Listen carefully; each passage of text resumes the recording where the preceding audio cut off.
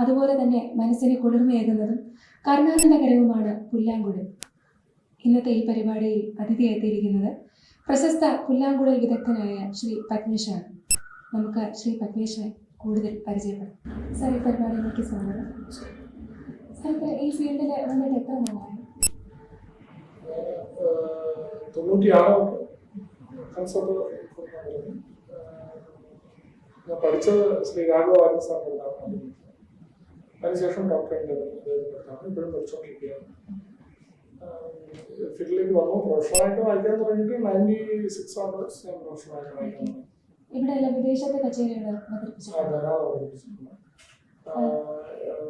ഇന്ത്യയിൽ തന്നെ പല ഭാഗത്തും അവതരിപ്പിച്ചിട്ടുണ്ട്. വിദേശത്തും ഫ്രാൻസ് തുടങ്ങിയ രാജ്യങ്ങളിൽ. അപ്പം ഇവിടുത്തെ ഓഡിയൻസിൽ നിന്ന് എൻ്റെ ഡിഫറെൻ്റ് ആയിരിക്കും അവിടുത്തെ ഓഡിയൻസ്. അപ്പോൾ അവിടെ നിന്നുള്ള ഒരു എക്സ്പീരിയൻസ് എന്തായിരുന്നു സാർ? Actually classical കൺസെർട്ടാണ്. എല്ലാവരും വളരെ അപ്രീഷിയേറ്റിംഗ് ആണ്. അവർക്കും ക്ലാസിക്കൽ മതി. ട്രൈ ചെയ്യാൻ അവരും സമ്മതിക്കാറില്ല. പലർക്കും അവിടെ അവയറാണ്. പല കാര്യങ്ങളും നമുക്ക് അറിയാം. ത്യാഗരാജയാണ്, എന്തിനാണ് ഏതാണ് അറിയുന്നത്, അങ്ങനെ ചെയ്യാൻ പറ്റില്ല. കർണാടക സംഗീതം, ശുദ്ധമായ കർണാടക സംഗീതം തന്നെയാണ് അവരും കേൾക്കുന്നത്. നല്ല റെസ്പോൺസാണ് ഓഡിയൻസിന്. ഒരു കൺസെർട്ട് നടത്തുകയാണെങ്കിൽ തന്നെ അപ്പോൾ പിൻ ഡ്രോപ്പ് സൈലന്റ് ആയിരിക്കും. ഇവിടെ പോലെ അല്ല, സൈലന്റ് കുറവാണെന്നൊന്നുമല്ല, കൂടുതൽ ജ്ഞാനസ്ഥരാണ്. ഇവിടെ നല്ല സൈലന്റ് ആയിരിക്കും. നമുക്ക് വായിക്കാൻ തന്നെ കുറച്ച് കൂടുതൽ തോന്നും. ഇപ്പം കച്ചേരി കഴിഞ്ഞ അപ്ലാസ് എന്ന് പറഞ്ഞാൽ ഒരു 3 മിനിറ്റ് ഉണ്ടാവും. നല്ലൊരു അപ്ലാസാണ്. നല്ല റെസ്പോൺസ് ആണ്. ഇപ്പൊ റീസെന്റ് ആയിട്ട് പോയപ്പോഴത്തേക്കും ഒരു ടൂർ പോയിരുന്നു. ഫ്രാൻസ്, ജർമ്മനി കൊണ്ടുപോയിരുന്നു. അതിൽ പാരീസില് ഒരു വളരെ പ്രശസ്തമായ ഒരു ഡാൻസറാണ്. ഒരു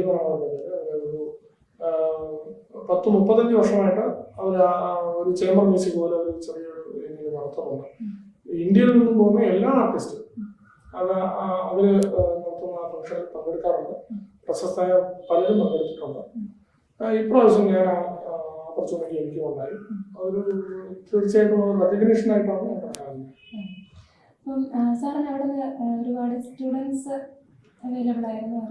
പഠിക്കാറുണ്ട്. പലരും പഠിക്കാറുണ്ട്. ഫ്രണ്ട്സിൽ തന്നെ ഉണ്ട്. 4 പേര് ഫ്രണ്ട്സിൽ നിന്ന് പഠിക്കുന്നുണ്ട്. നന്നായിട്ട് വായിക്കുന്നവരാണ്. അവർക്കും കുറച്ച് കൂടുതൽ ഇതിനെ കുറിച്ച് അറിയാൻ താല്പര്യമുള്ളവരാണ്. ഇപ്പോൾ ഫ്രഞ്ച് ക്ലാസിക്കൽ മ്യൂസിക് പറയുമ്പോഴത്തേക്കും പലരും വായിക്കുന്നവരാണ്. അവിടെ അവർ പലരും പ്രൊഫഷണലായിട്ട് സ്റ്റീൽ ഫ്ലൂട്ടും ബാസോ എന്ന് പറയുന്ന ഇൻസ്ട്രുമെന്റ് ഒക്കെ വായിക്കുന്നവരാണ് പലരും. അവര് പഠിക്കുന്നത്. ഫ്രാൻസിൽ തന്നെ അവരുടേതായിട്ടുള്ള നമുക്കിപ്പോൾ ഇന്ത്യൻ ക്ലാസിക്കൽ മ്യൂസിക് ഉള്ളതുപോലെ അവർക്കും ക്ലാസിക്കലായിട്ട് ഒരു സ്റ്റൈലാണ്. തീർച്ചയായിട്ടും അതൊന്നും ഇതും തമ്മിലൊന്ന് വ്യത്യാസപ്പെട്ട് പറയാം. അവരിപ്പോ നമ്മളോട് കൂടുതൽ ഇമ്പോർട്ടൻസ് കൊടുക്കുന്നത് പറയുന്നത് സാഹിത്യത്തിനാണ്. കർണാടക സംഗീതം എന്ന് പറയുന്നത് തന്നെ ഇംപ്രവൈസേഷനാണ്. ഇംപ്രവൈസേഷൻ നമ്മളിപ്പോ സാഹിത്യത്തിനനുസരിച്ചുള്ള ഡെവലപ്മെന്റ് നമ്മൾ ഒരുപാട് ഇതിനകത്ത് കൊടുക്കുന്നുണ്ട്. അവർക്ക് അങ്ങനെയല്ല. അവർക്ക് അതിനകത്ത് ഒരു ബൈൻഡിങ് ആണ്. ഒരു ലെവലിന് മുകളിൽ അവർക്ക് അത് ഇംപ്രവൈസ് ചെയ്യാൻ പറ്റില്ല. അവർ ആ സ്വരങ്ങൾ അടിസ്ഥാനപ്പെടുത്തി തന്നെയാണ് അവർ ചെയ്യുന്നത്. ഇവിടെ നമ്മൾ സ്വരം അടിസ്ഥാനപ്പെടുത്തിയാണ് നമ്മൾ സാഹിത്യം ഇവിടെ വായിക്കുന്നത്. അവർക്ക് സ്ട്രിക്റ്റ് ആയിട്ട് അവർക്ക് കൂടുതലാണ്. അവർ സ്ട്രിക്റ്റ് ആയിട്ട് അത് തന്നെയാണ് ഫോളോ ചെയ്യുന്നത്. ഒരാൾ വായിക്കുന്നത് തന്നെ ആയിരിക്കും അടുത്താൾ വായിക്കുന്നത്. ഒരു വ്യത്യാസം എന്ന് പറയുന്ന രീതിയിൽ അതിനാണ് നമ്മുടെ ക്ലാസിക്കൽ സംഗീതത്തിൽ ഈ പാണി എന്ന് പറയുന്നത്. രാമൻ പാണി ഇങ്ങനെയൊക്കെ പറയുന്നത് ഓരോരുത്തരുടെ വേ ഓഫ് സിംഗിങ് ആണ്. മണിയർ പാണി എന്ന് പറയുന്നത് വേ ഓഫ് സിംഗിങ്. ഇതിന് ഓരോരുത്തരായിട്ട് എസ്റ്റാബ്ലിഷ് ചെയ്ത് വെച്ചിട്ടുണ്ട്. ഇന്നലെ കുറച്ച് യൂറോപ്യൻ മ്യൂസിക്കിനെ സംബന്ധിച്ചിടത്തോളം അങ്ങനെ ഒരു എസ്റ്റാബ്ലിഷ്ഡ് ആയിട്ട് ഒരു ഇതില്ല.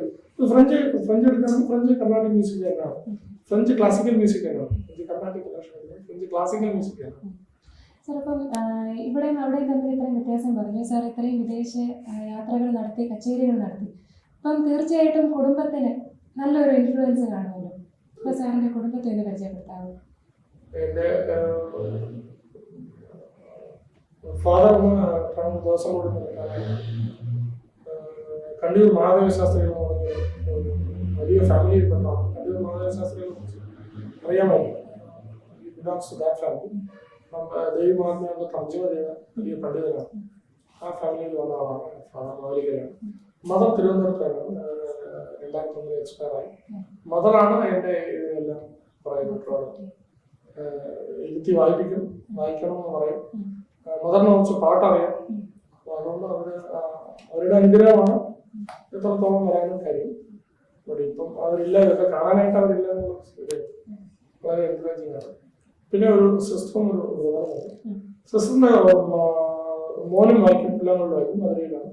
എന്റെ ബ്രദറിന്റെ മൂത്ത മകളും നന്നായിട്ട് പുല്ലാങ്കുഴൽ വായിക്കുന്നുണ്ട്. രഞ്ജിനി എന്നാണ് പേര്. നന്നായിട്ട് വായിക്കും. സാർ, ഇടയ്ക്ക് ഒരു കാര്യം ശ്രദ്ധിക്കാൻ കഴിഞ്ഞത്, പൊതുവെ പുല്ലാങ്കുഴൽ വായിക്കുന്ന ഒരു കുട്ടിക്ക് പാട്ട് പാടാൻ അല്ലെങ്കിൽ ആ കുട്ടി പാടുമ്പോൾ ആ കുട്ടിയുടെ ശബ്ദത്തെ ബാധിക്കും എന്ന് പറഞ്ഞു കേട്ടിട്ടുണ്ട്. അത് എത്രമാത്രം സത്യമാണ്?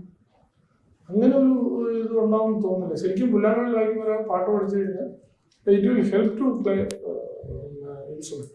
കാരണം പാട്ട് അറിഞ്ഞിരിക്കുന്നത് നല്ലതാണ്. പുല്ലാങ്കുഴൽ വായിക്കുന്നതിന് വേണ്ടിയിട്ട് ഒരു പാട്ട് നമ്മൾ പുല്ലാങ്കുഴലിലേക്ക് ഇൻസ്ട്രുമെന്റിലേക്ക് വായിക്കുമ്പോഴത്തേക്കും അതിന്റെ സാഹിത്യം നന്നായിട്ട് പഠിച്ചു പാടുന്നത് വളരെ വിശേഷമാണ്, നല്ലതാണ്. നിങ്ങളൊക്കെ പഠിച്ചത് അങ്ങനെയാണ്. നിങ്ങൾക്ക് പാട്ടാണ് കൂടുതൽ പറഞ്ഞിരുന്നത്.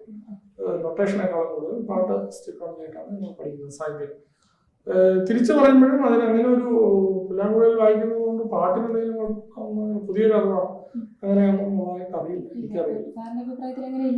അതെ, തീർച്ചയായിട്ടും. അപ്പം പുതിയതായിട്ട് ഒരു കുട്ടി പുല്ലാങ്കുഴൽ അഭ്യസിക്കാൻ ആഗ്രഹിക്കുന്നുവെങ്കിൽ ആ കുട്ടി എന്തെങ്കിലും തയ്യാറെടുപ്പുകൾ എടുക്കേണ്ട ആവശ്യമുണ്ടോ? പ്യുവറായിട്ട് അവർക്ക് ഇതിലൊരു ഡെഡിക്കേഷൻ വേണം. ഡെഡിക്കേറ്റീവ് ആയിട്ടുള്ള ഒരു എഫേർട്ട് അവർക്ക് ഉണ്ടാകുന്ന പഠിക്കുന്ന കുട്ടി തന്നെ ആദ്യം കോൺഫിഡൻ്റ് ആയിട്ടിരിക്കണം, ഡെഡിക്കേറ്റഡ് ആയിട്ട്. പിന്നെ വർക്കിംഗ് തന്നെയാണ് പ്രധാനം. അതിനകത്ത് നമ്മൾ കൂടുതൽ വർക്ക് ചെയ്യുക, പ്രാക്ടീസ് ചെയ്യുക, അത് തന്നെയാണ്. പ്രത്യേകിച്ച് വേറെ തയ്യാറെടുപ്പുള്ള കാര്യമൊന്നും. സാർ, ഇപ്പോൾ ഈ ഒരു ഫീൽഡിലോട്ട് വന്നിട്ട് സാറിന് കിട്ടിയിട്ടുള്ള അംഗീകാരങ്ങൾ എന്തൊക്കെയാണ്? ട്രിവാൻഡ്രത്ത് ശാരദ എഡ്യൂക്കേഷൻ സൊസൈറ്റിയിൽ ബെസ്റ്റ് പെർഫോമർ എന്ന് പറയുന്ന അവാർഡ്.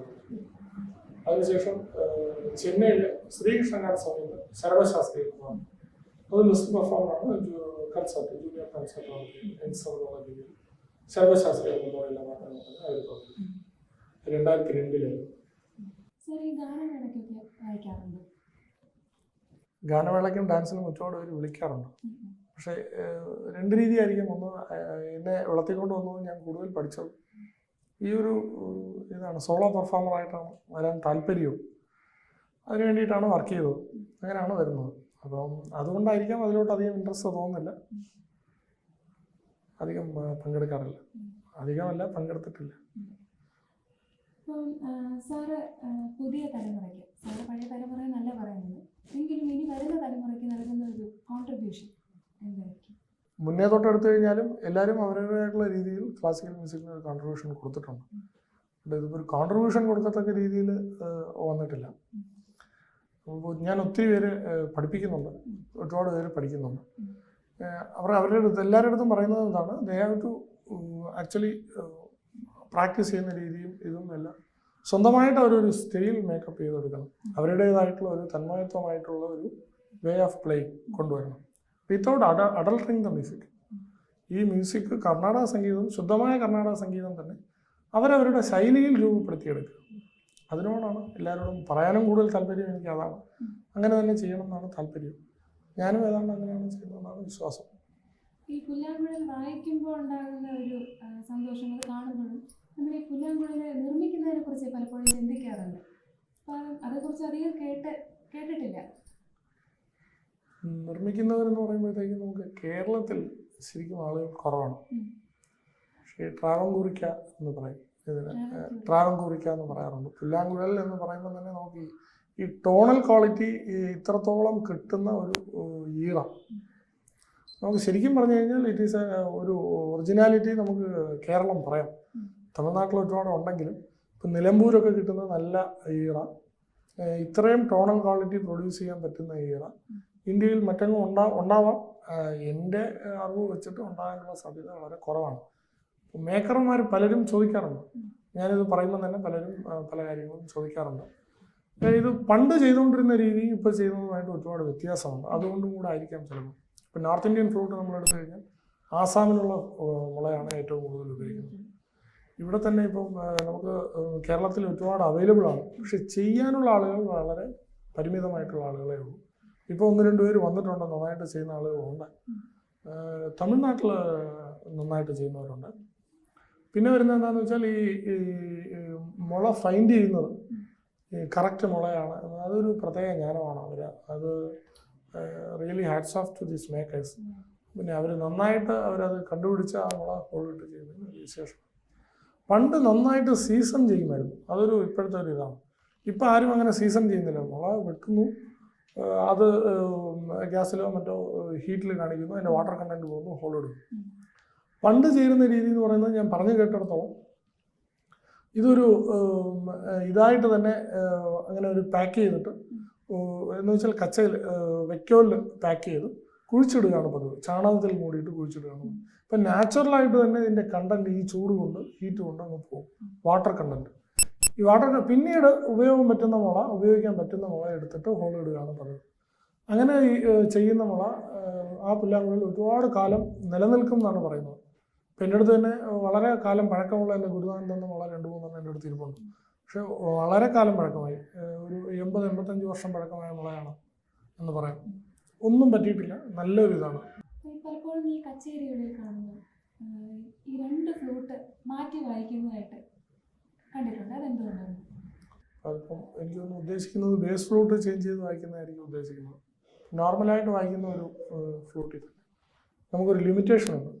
ഒരു രാഗം വായിക്കുക അല്ലെങ്കിൽ ഒരു കീർത്തനം വായിക്കുകയാണെങ്കിൽ ഒരു ഒക്ടേവ് ഒരു സ്റ്റേജ് കഴിഞ്ഞാൽ ഒരു സ്വരം വന്നു കഴിഞ്ഞാൽ അതിൽ നിന്ന് പിന്നീട് ഡെവലപ്പ് ചെയ്യാനായിട്ട് നമുക്ക് ചിലപ്പം ഇൻസ്ട്രുമെൻറ്റ് ലിമിറ്റേഷൻ ഉള്ളതുകൊണ്ട് അങ്ങ് താഴോട്ട് പോകാൻ പറ്റില്ല. അപ്പോൾ ആ ലോവർ ഒക്ടേവ് വായിക്കാൻ അല്ലെങ്കിൽ ആ ഒരു ഹയർ ഒക്ടേവ് വായിക്കാനായിട്ട് നമ്മൾ ഇൻസ്ട്രുമെൻറ്റ് ഓൾട്ടർ ചെയ്ത് കാണിക്കും. Better I will explain with an example, അപ്പോഴേ അത് മനസ്സിലാവുള്ളൂ.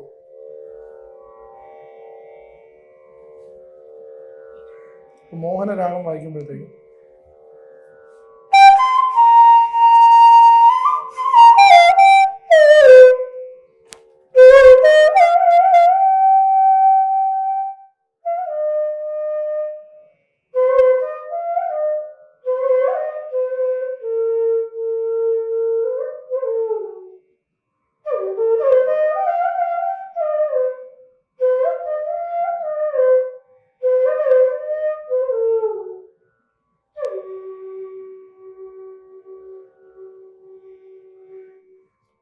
ഗാന്ധാരം വരെ വായിക്കുന്നു.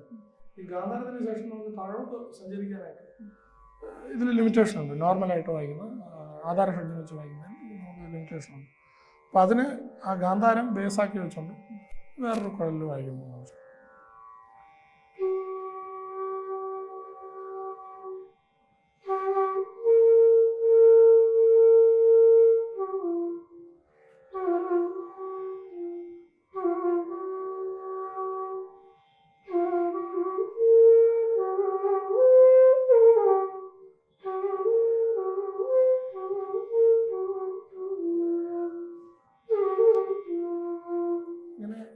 സഞ്ചരിക്കാൻ വേണ്ടിയിട്ട് പ്രധാനമായിട്ടും ഇങ്ങനെ പുല്ലാങ്കുഴൽ ചേഞ്ച് ചെയ്ത് വായിക്കുന്നു.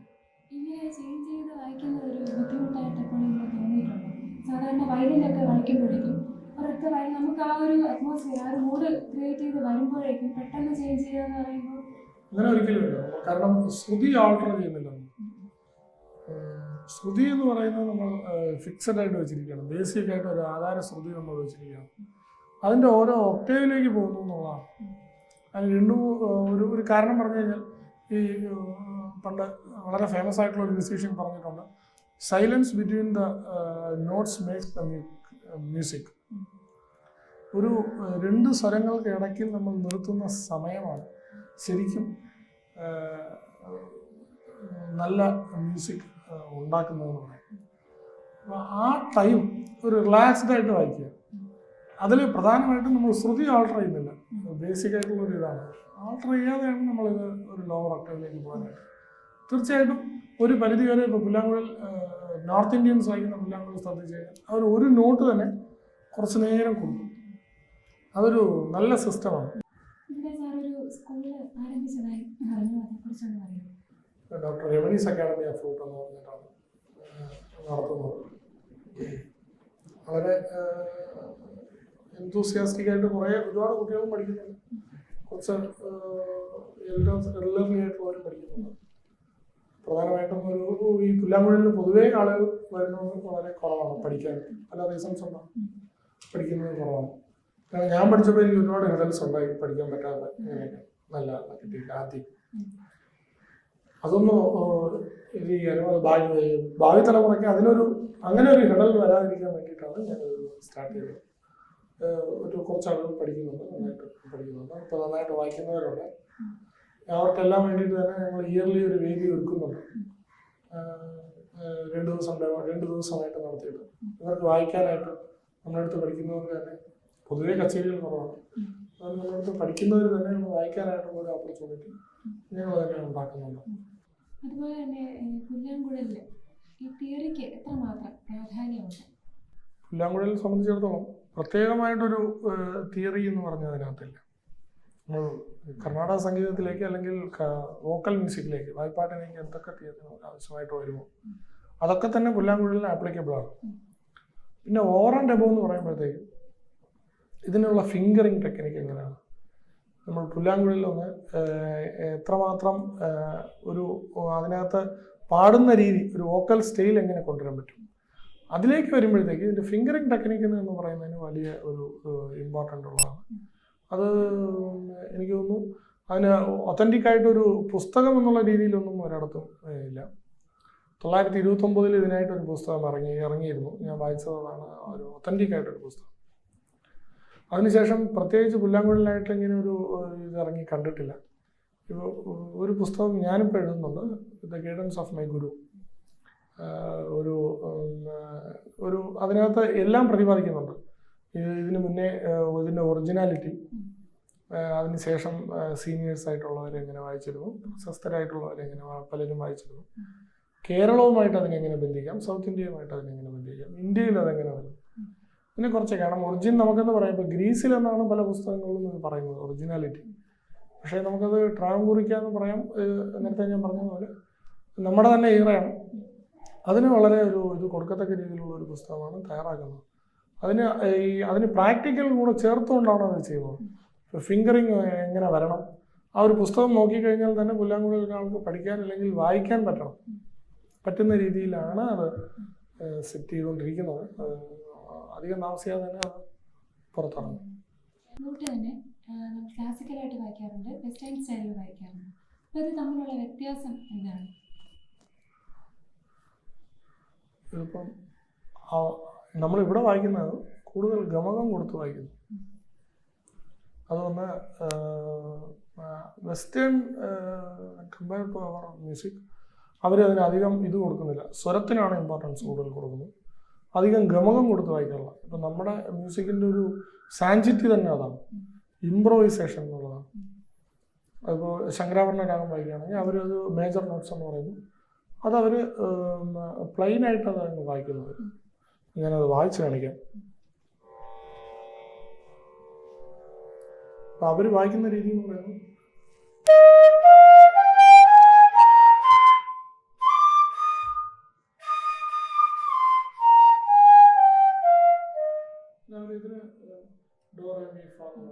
വായിക്കുന്നത് ഇങ്ങനെ ഒരു പ്ലെയിൻ ആയിട്ടുള്ള സ്വരങ്ങളാണ് അവർ കൂടുതൽ ഇമ്പോർട്ടൻസ് കൊടുക്കുന്നത്.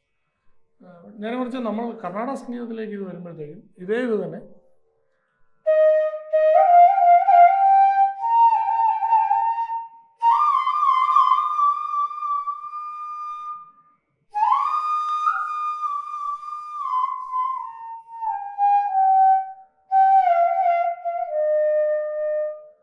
അത്രത്തോളം ആ നോട്ട്സിൽ നമ്മൾ ഗമകം കൊടുത്ത്, അതായത് സാഹിത്യശുദ്ധിയോടുകൂടി പിന്നീട് വായിക്കാൻ വേണ്ടിയിട്ടാണ്, പാടാനാണെങ്കിലും വായിക്കാനാണെങ്കിലും നമ്മളത് അത്രത്തോളം ഇത് ചേർത്താണ് കൊടുക്കുന്നത്. ഇതുകൊണ്ട് തന്നെയാണ് പല ആളുകളും ഇപ്പോൾ അവിടെ നിന്ന് അട്രാക്റ്റീവായിട്ട് ഇപ്പോൾ നമ്മളവിടെ പോയി വായിക്കുമ്പോൾ തന്നെ അവർക്ക് ഇത് പലതും മനസ്സിലാകുന്നുണ്ട്. അവർ ചോദിക്കുന്നത് അതാണ്, ഈ നോട്ട്സ് നിങ്ങൾ എങ്ങനെ ഇത് ചെയ്യുന്നു, അത് ഗമകത്തോടു കൂടി വായിക്കാൻ. നമുക്ക് അവരുടേത് ഒന്ന് ഈസി ആയിട്ട് കുറച്ച് വായിക്കാൻ പറ്റും. As far as I am concern അവരുടേതൊന്നും നമുക്ക്, കാരണം പലരും പല അഭിപ്രായക്കാരാണ്, അതുകൊണ്ടാണ് അങ്ങനെ പറയുന്നത്. നമുക്ക് കുറച്ച് അവരുടേത് വായിക്കാനായിട്ട് പറ്റും. അവർക്ക് വന്ന് ഈ ഗമകം കൊടുത്ത് വായിക്കുന്നതിന് കുറച്ച് ബുദ്ധിമുട്ടാണ്. പലരും വായിക്കുന്നവർ തന്നെ പിന്നെ അടുത്ത് പഠിക്കുന്നുണ്ട് അവിടെ നിന്ന് തന്നെ. ഡാഗ് സ്റ്റോംബർഗ് എന്ന് പറഞ്ഞൊരു പ്ലെയറുണ്ട്, പുള്ളി സ്വീഡനിലുള്ള ആളാണ്. പുള്ളി നന്നായിട്ട് വെസ്റ്റേൺ അവിടെ വളരെ പോപ്പുലറാണ്, നന്നായിട്ട് വായിക്കുന്നതാണ്. പുള്ളിക്ക് ഈ ടൈപ്പ് ഓഫ് ഫിംഗറിങ് കൂടുതൽ താല്പര്യം വന്നിട്ട് പുള്ളി ഇപ്പോൾ ബാംബോ പലതിനും അവിടെ യൂസ് ചെയ്യുന്നുണ്ട്. പുള്ളി റെക്കോർഡിങ്സിനൊക്കെ വായിക്കുന്നതാണ്. പുള്ളി ഈ ടോണൽ ക്വാളിറ്റി നമുക്ക് സബ്സ്റ്റിറ്റ്യൂട്ട് ഇല്ല. നമ്മുടെ ഈ ഇതിൽ പുല്ലാങ്കുഴലിന് സബ്സ്റ്റിറ്റ്യൂട്ട് ഇല്ല ഈ ബാംബോക്ക്. ബാക്കി എല്ലാ മ്യൂസിക്കിനും സബ്സ്റ്റിറ്റ്യൂട്ട് ആയിട്ട് പലതും വന്നു കഴിഞ്ഞു. പക്ഷെ ഇതിന് മാത്രം നമുക്ക് ബാംബോക്ക് സബ്സ്റ്റിറ്റ്യൂട്ട് ഇല്ലാത്തതുകൊണ്ട് അവരത് കറക്റ്റായിട്ട് ഈ ഒറിജിനൽ മ്യൂസിക് അവർ യൂസ് ചെയ്യുന്നു. തടിയിൽ വെച്ചിട്ടാണല്ലോ ഈ ഈറയിൽ വെച്ചിട്ടാണല്ലോ ഈ വായിക്കുന്നത്. അല്ലാതെ തന്നെ വിൻഡ് ഇൻസ്ട്രുമെന്റ് എന്ന് പറയുമ്പോഴത്തേക്കും പല രീതിയിലുണ്ട് അല്ലേ? അപ്പൊ ഈ സെയിം ഈ ക്ലാസിക്കൽ നോട്ട്സ് തന്നെ നമുക്ക് അതിലും വായിക്കാൻ കഴിയില്ലേ? തീർച്ചയായിട്ടും പറ്റും. ഡിപ്പെൻസ് ഓൺ ദ 2-3 റീസൺസ് ഉണ്ട്, 2-3 കാര്യങ്ങളുണ്ട്. ഒന്ന് പ്രധാനമായിട്ടും ക്വാളിറ്റി. ഇപ്പൊ ഈ അപ്ലൈ ചെയ്യുന്നത് ഒന്ന് തന്നെയാണ്, ഈ സ്വരം തന്നെയാണ് അവിടെയും വായിക്കുന്നത് എന്ത് ഇതാണെങ്കിലും. പിന്നെ ശ്രുതി ശുദ്ധമായിരിക്കണം, കേൾക്കാൻ കറക്റ്റ് ആയിരിക്കണം. ഒരു പിച്ച് വെച്ചിട്ട് നമ്മൾ വായിക്കുകയാണെങ്കിൽ അതിന് ചേർന്ന് വായിക്കണം. അതിപ്പോൾ ഈറയിൽ പറ്റുന്നത് പോലെ മറ്റ് ഇപ്പം തടിയിൽ പറ്റുമോയെന്നും എനിക്ക് അറിഞ്ഞുകൂടാ. ഈറയിൽ സ്റ്റീലിൽ ചിലത് കറക്റ്റായിട്ട് വരാറുണ്ട്. പിന്നെ ഈ കൊമ്പിൽ ചെയ്യുന്നുണ്ട്, അങ്ങനെ ഒരു പുല്ലാങ്കുഴൽ ഞാൻ കണ്ടിട്ടുണ്ട്. കൊമ്പിൽ ചെയ്യുന്ന പുല്ലാങ്കുഴൽ അല്ല, അധികമായിട്ട് വളരെ പ്രചാരത്തിലില്ല. പ്രചാരത്തിലൊന്നും ഇപ്പോൾ ഈറയേ ഉള്ളൂ. ബാംബോ എന്ന് പറയുന്ന സാധനം വെച്ചിട്ടാണ് എല്ലാവരും വായിക്കുന്നത്. പക്ഷെ മുളയിൽ കൊമ്പിലുള്ള ഇത് ഞാൻ കണ്ടിട്ടുണ്ട്. അതൊന്നും അത്ര ഇതായിട്ടില്ല. സിൽവറിലുണ്ട്, ഗോൾഡിൽ കുഴലുണ്ട്. പക്ഷെ അത് വായിക്കാൻ എത്രത്തോളം അത് യൂസ്ഫുൾ ആകുന്നത്. പ്രേക്ഷകർക്ക് എനിക്ക് വേണ്ടിയിട്ട് ഏതെങ്കിലും സാറിന് ഇഷ്ടപ്പെട്ട ഏതെങ്കിലും ഒരു കൃതി വായിക്കാം.